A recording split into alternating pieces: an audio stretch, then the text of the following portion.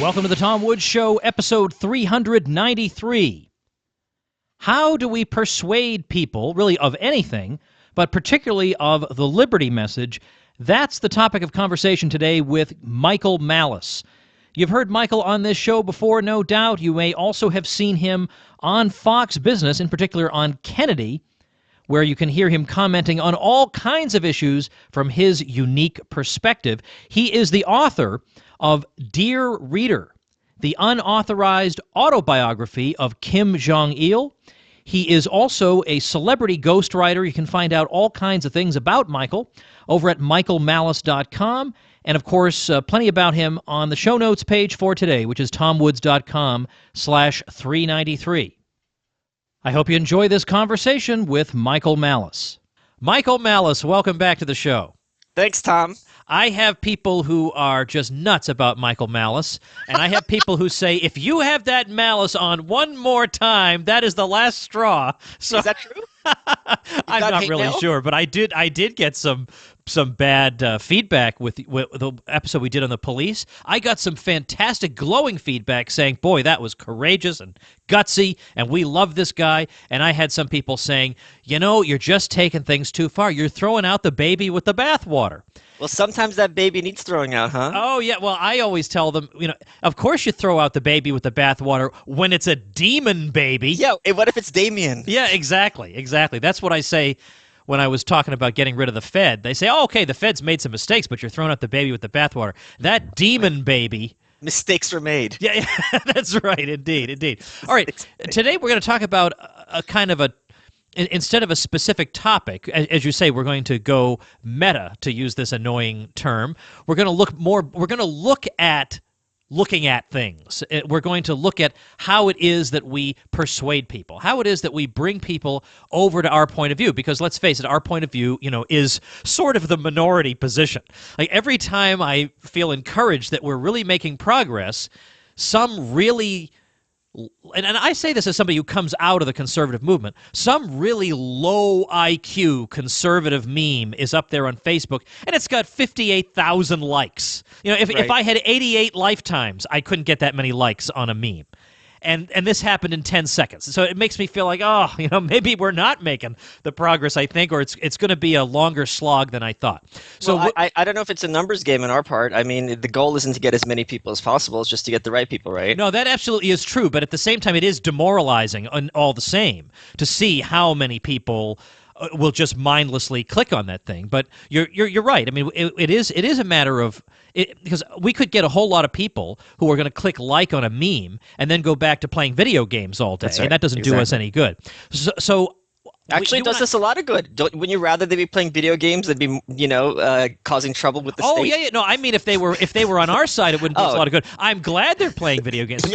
As a matter of fact, there's a particular person, I can't say his name, but this is a person who has done a lot of damage, I think, because of his association with the Ron Paul movement. And I was told that he was not a very hard worker in whatever it is that he does, and that he basically plays video games all day. And I thought, great, yeah, he's doing much less damage. It's the Obama playing golf principle. I'd rather have him play golf. All right, listen, I'm talking too much here.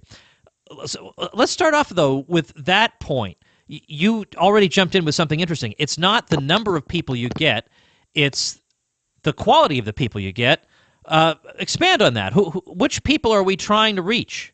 Well, it's interesting because I've been on a couple of these anarcho-capitalist Facebook groups, and they all are I think a lot of these kids have a basic error in their approach, which is they're trying to achieve non-democratic ends through democratic means, and they really think that, I don't know what they're thinking, but it sounds like they think we're going to have 100 anarchist senators, and they're going to pass a bill declaring America and Kapistan, and that's not how it works. And I think what more people need to realize, because you grow up in a government school and you're taught government propaganda, the government and the state is going to act the way it wants, independently, largely, of public opinion. So having a lot of people one way or another, I wrote an article about this for The Guardian about why I don't vote. like the healthcare bill was a perfect example of this. All the polls were violently against it. The Democrats, for rightly or wrongly, thought this was the right thing to do, and they just went ahead. So this idea that if we persuade everyone to our point of view that freedom is going to be a consequence, the state's going to dig in its heels unless it absolutely has to, don't you think? I do and I don't. For example, the bailouts are another good example of what you're talking about. The polls Right. were dead set against this. The calls into the congressional office were dead set against it, and yet it went through anyway. But on the other hand, I don't think there was going to be a spontaneous movement at any level of government to decriminalize marijuana.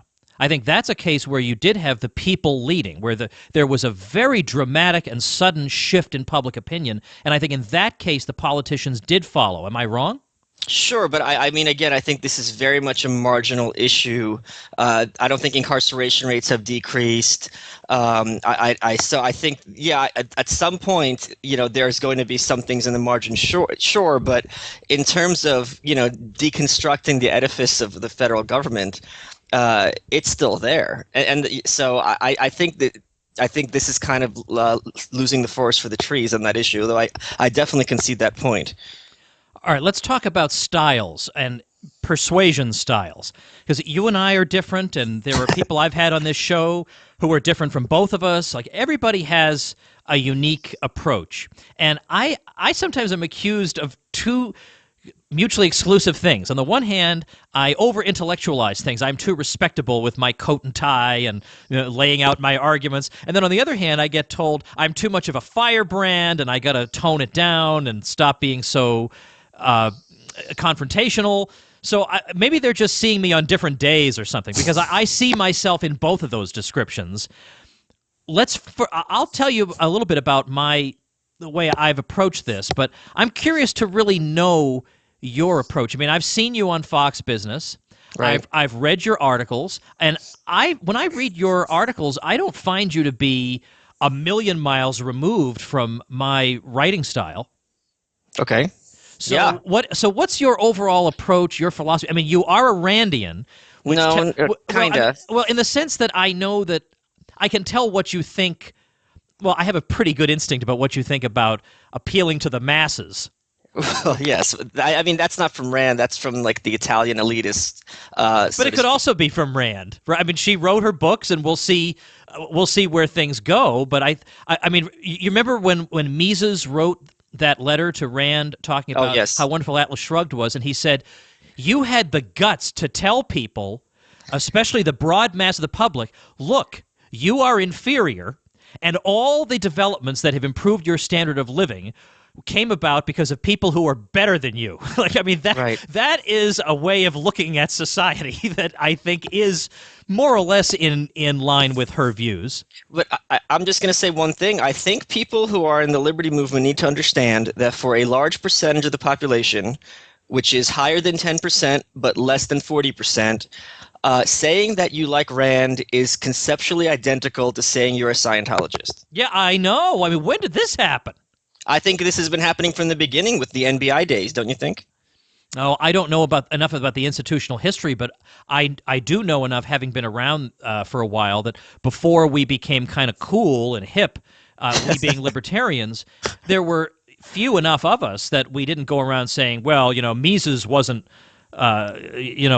compromising enough or whatever. We all just glad to meet somebody who was kind of in our camp. And it's only really since the Ron Paul days that I find there are especially younger libertarians who kind of turn up their noses at some of the great names of the movement. Like, I don't need Rothbard or whatever. I don't need Rand. I don't need any of these people because they had all, this shortcoming or that shortcoming. I can develop all the ideas purely out of my own head, which seems to be the implication.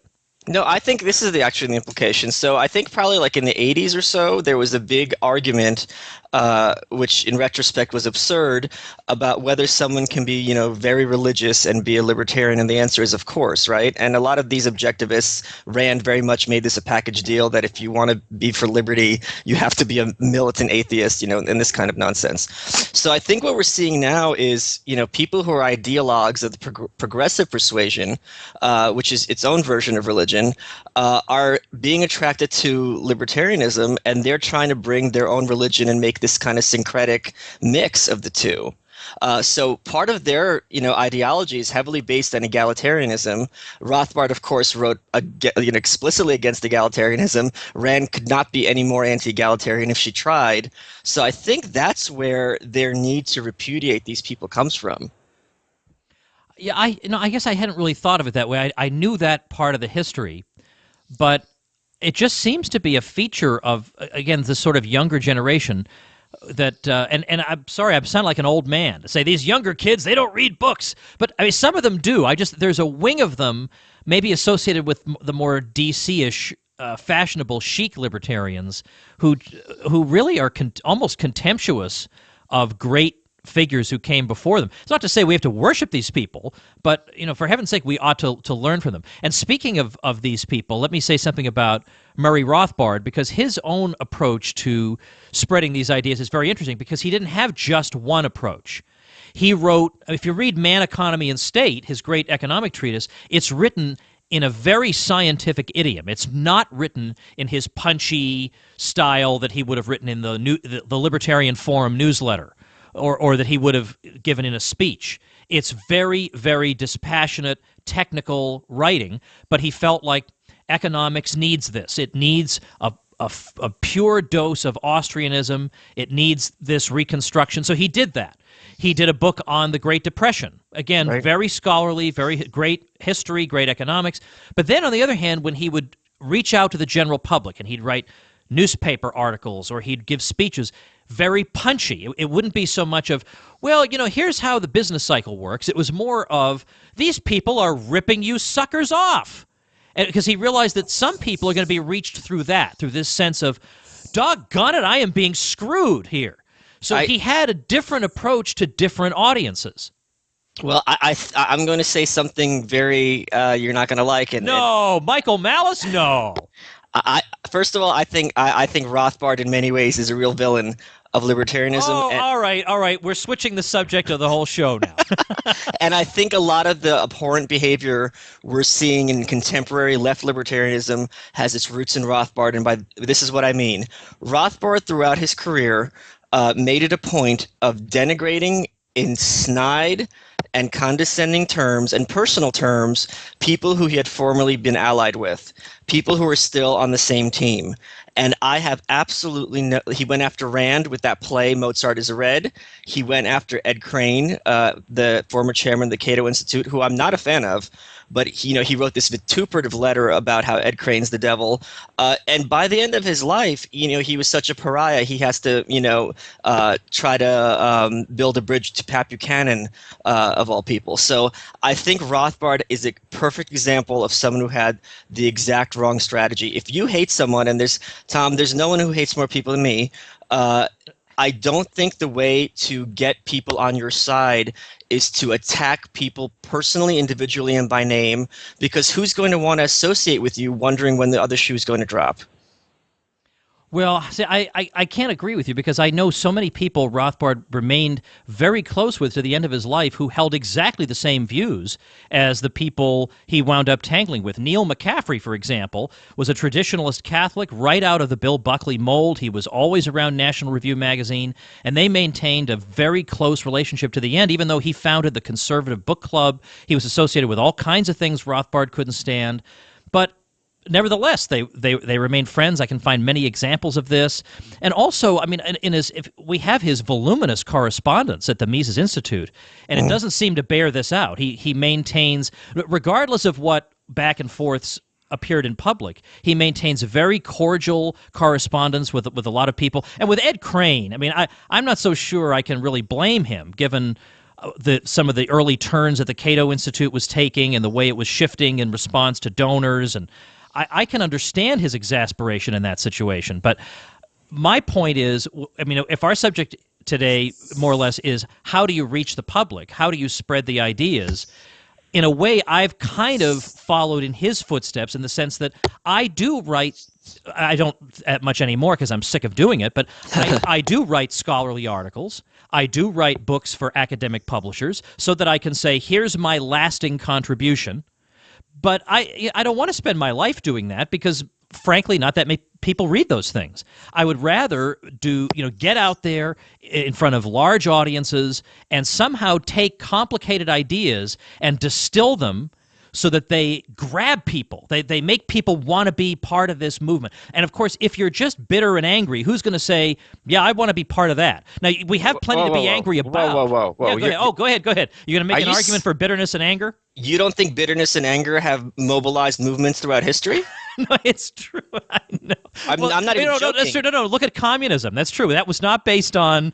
Look we just Nazism? we just have a few strategic differences with the provisional government. It was not that. Yeah, I mean, this is where I strongly disagree with so many people in libertarianism. This idea that if you're kind and nice, people are going to, glom onto you. When if you look at the data. Aggression and antagonism are far more of a magnet for people who want to be surrounded by strength and kind of being told what to do. That's how it works in nature with schools of fish, packs of dogs, and I think it would behoove libertarians to study zoology a bit more, because so many people are operating on some kind of animal level. And this idea, if you're friendly, people are going to be loyal to you. It's not true. This kind of thing, even with dating, like nice guys finish last. I think people historically are very much drawn to those who validate their envy and their antagonism and their anger. The left exploits this beautifully. So that's money on the table that would be left behind. That is true. That there is certainly something to that. I guess in my own public persona, let's say, when I'm engaged in public speaking, I try to transfer that into humor. Sure. So that it's not just I'm up there, pointing my finger, because that gets boring. But I transmute it into mordant humor, and it seems to work. But there's this. Sorry, go ahead. No, you go. I'm talking way too much in this conversation. You're the guest. There's this idea in the liberty movement that things like quote unquote negative emotions and negative appeals are not legitimate. And this is just a new age, piece of BS. If it's part of our social psychology, that's something to exploit. So I really have a big problem with this. But let me just speak to something else, which is, I think, a broader issue with people in general and libertarians maybe specifically, which is the complete lack of empathy a lot of people have. And by empathy, I don't mean caring about other people. I mean the ability to understand how other people think. When you're talking to a leftist, you have to speak to them differently than when you're talking to a conservative. And most libertarians will say, I think X, Y, and Z are the most important values. They'll regard it as prima facie. It's like this obvious thing. And when someone disagrees with them, they'll just call that other person stupid and have absolutely no attempt to look at things from their perspective. And this is something that people who want to persuade really need to learn. And I only learned this because I write books for celebrities. I have to be able to write in their voice. So this was a skill that took me many years to develop, and I see an absolute dearth of it on Facebook and people I speak with. Now, in light of your views of, well, I don't know, human nature or the way people are reached, how have those insights that you have affected the way you yourself have gone about this task? Well, let me give you a good example, okay? I'm Jewish. That means very little to me. However, I 100% will have if I have any sons circumcised, because I'm not going to let this piece of crap snotty kid not get circumcised and repudiate thousands of years of suffering just so he can be holier than thou. All right. By the way, I'm going to get a ton of emails saying, why didn't you challenge Michael Malice because he wants to mutilate his son? And I'm sorry, listen to another podcast then if you want me to berate people. I'm not going to do it. So that's a very separate issue, right? All right, yeah, go ahead. Fine. And let's suppose you're talking to someone who's African American, and the first thing to them, the right to vote is a profound, even though it's irrelevant, voting doesn't matter one way or another. To them, this is something that people who look like them, who were their relatives, had to deal with a lot of humiliation and oppression to get that right. So if you're going to speak to someone like that, if you're going to open with, voting's a fraud, blah, blah, blah, blah, blah, it has some symbolic emotional resonance, which is not false. So this is a perfect example of what I'm talking about. If you're going to have someone who's an ANCAP, but every once in a while they flick a switch, even for Hillary, is that really count as a loss in our column? All right, fair enough. But I still don't see – I want to know exactly when Michael Malice tries to get people to agree with him, there are multiple ways of trying to do that, and which one do you choose based on what you think is likely to work? Well, the first thing you have to do is to look at a person and recognize what their values are, what they find important, what they don't find important. Jonathan Haidt has this great book called The Righteous Mind, and he basically breaks it down. There's 7 axes that people care about: fairness, hygiene. I forgot what all the 7 were. So when let's suppose you're talking to someone who, wants income equality, right? And you are of the belief in an anarchist society there would be less income disparity. You don't come in and say, I also believe in income equality, but you have to argue with them on their turf. They're not going to let you in the house unless you're willing to validate their context and accept it as true, even just for the sake of the discussion. I've been able to do that, for instance, when Meltdown came out and people were beginning to talk about the Federal Reserve. I went on a number of progressive radio shows. They had never heard the Austrian theory of the business cycle or anything, but the way I explained it to them did resonate with them because it seemed like, aha, okay, so there's some manipulation going on, and as usual, the most vulnerable people wind up getting, left hanging out to dry when the whole thing has collapsed. They were willing to accept that, well, you know what, I had never thought of this as another way that the average Joe is getting screwed. And if that's the way people want to look at Austrian theory of the business cycle and the Fed, I'm perfectly at peace with that, and I haven't betrayed anything I believe in. And yet I was able to speak to people who basically are egalitarians and their first principles are all screwy. But if I can get that foot in the door, if I can open that door a crack and I can get them to think about one of my ideas, maybe they'll think about another one, and maybe they'll think about another one. And then that's how people change when they realize, wait a minute, these ideas are not disjointed. They make sense. They're all integrated. That's right. And I when I talk to people like that, what I tell them is, the weakest people are the most vulnerable to government shenanigans by definition. And when you put it in those terms, that's exactly terms that they speak and they understand. And a lot of times people on the right side of anarchism are so anti-progressive that as soon as someone starts speaking progressive jargon, they're going to dig their heels in as well. And I saw a good example of this on Facebook where someone was saying, the whole Baltimore thing, they were arguing against police brutality. And that being the cause of all this. And I said, would you rather there be egalitarian police brutality, right? That all races were being beaten equally? Would that be an improvement? And the guy made a very good point. He goes, yes. Because if people like Michael Bloomberg's son were getting beaten, then there would be enough people to actually do something about the issue instead of being able to say, not my problem, sweep it under the rug. So when he put it in those terms, that actually made a lot of sense. But when you first hear someone being like, racism, police brutality, you think this is just going to be liberal claptrap, and you're going to shut your ears off. Yeah, it really is true, and it's demoralizing how quickly people resort to familiar and comforting slogans, no matter what the issue is. With foreign policy, with the economy, people have got 3 or 4 slogans, and that's it. And then they shout them at each other all day, and they make memes about them with talking frogs or beer-drinking guys or whatever. What do you think in terms of what would be productive for people to do, what would be unproductive for people to do? If you had to give advice to listeners of this show, practically all of whom are trying to spread what is, an unpopular message, let's face it, what advice would you give? Or what's a waste of their time, and what might be a better use of their time? Well, I would say when you're having an argument with someone you're disagreeing with, assume that they are a rational actor, just for the sake of argument, right? And given that they're a rational actor, what axioms are they basing their ideology on that you can kind of leave aside for the moment because an axiom's not open to change? And how can you take those axioms and build on that to have a bridge between what they think and what you think? And another argument I just got into this week is what people need to realize is most human beings start their moral reasoning with the idea that I am a good person. And it goes from I'm a good person, I like X or I hate Y, therefore good people like X and hate Y. And that's how they start their thinking. You've always seen on TV people saying, I'm a good mother, I love my son. I've never heard anyone say I'm a bad mother, but there's plenty of bad mothers out there. So when you realize that people regard it as the basis of their thinking, that what they think is good, and the idea that there's a good out there that might be different from what they've just deduced from the ethos, it opens up a lot of doors in terms of approaching them and arguing with them.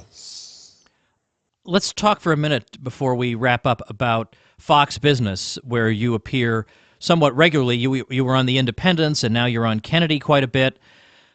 What are you trying to accomplish, other than getting your name out there, of course, which we all want, but what are you trying to accomplish when you're on a show where you're going to get a brief chance to talk, then somebody else is going to talk, then you get a brief chance to talk? What are you aiming to do there? You're trying to educate the public? You're trying to shock the public? What are you trying to do?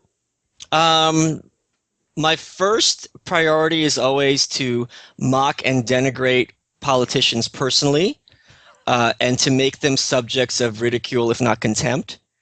And then hopefully I'll be able to get a few sound bites in that have good ideas that will, if I'll say something, that's banal, I'll say it hopefully in an interesting way that maybe will make some people just repeat that, funny little sound bite.